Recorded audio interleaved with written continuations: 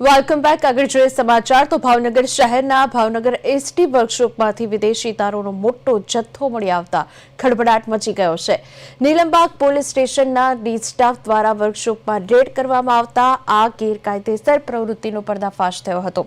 આ બનાવ અંગે મળતી માહિતી મુજબ એસટી વર્કશોપના સ્ટોરેજ વિભાગ અને વોશરૂમ જેવા સંવેદનશીલ વિસ્તારમાં વિદેશી દારૂનો જથ્થો છુપાવવામાં આવ્યો હતો। નીલમબાગ પોલીસના ડી સ્ટાફની ટીમે બાતમીના આધારે આ રેડ કરી હતી અને મોટી માત્રામાં દારૂની બોટલો જપ્ત કરી હતી।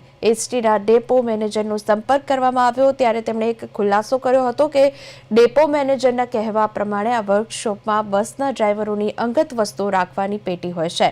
પોલીસને દારૂનો મોટા પ્રમાણમાં જથ્થો મળી આવતા ડ્રાઈવરોની પેટીઓમાંથી જ મળી આવ્યો હતો અને હાલમાં પોલીસે દારૂનો જથ્થો જપ્ત કરીને કાયદેસરની કાર્યવાહી હાથ ધરી દીધી છે। આ દારૂ કોને છે અને તે કઈ દિશામાં વધુ તપાસ શરૂ કરી દીધી છે।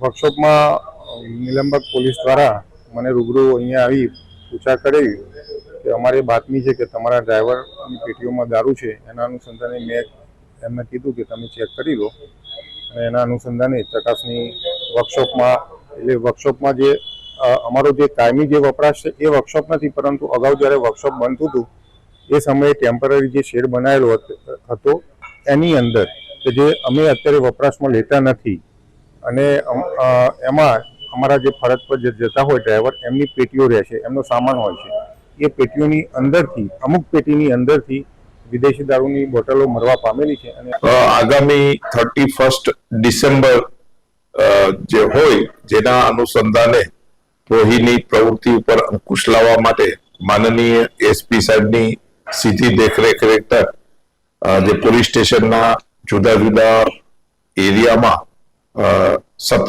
રેડ ચાલુ હોય